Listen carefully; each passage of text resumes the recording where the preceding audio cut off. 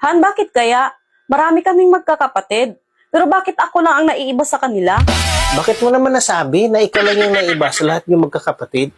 Lahat kasi ng mga kapatid ko, gwapo at magaganda eh. Pero bakit ako lang ang pangit? Baka naman sa mga ninuno ka nagmana. O kaya sa side ng lolo't lola mo.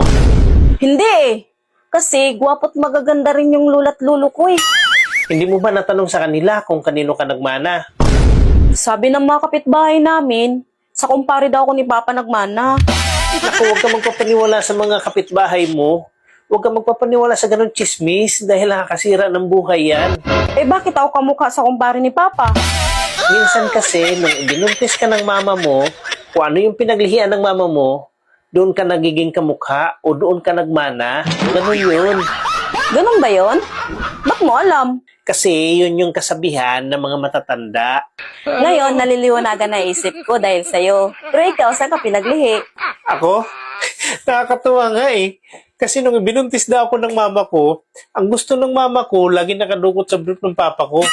Ngayon, nagagalit yung mama ko kung ayaw padukutin ng papa ko. Doon ka pinaglihi? Oo, doon daw eh. Eh kung doon ka pinaglihi, bakit hindi ka mukhang ulok?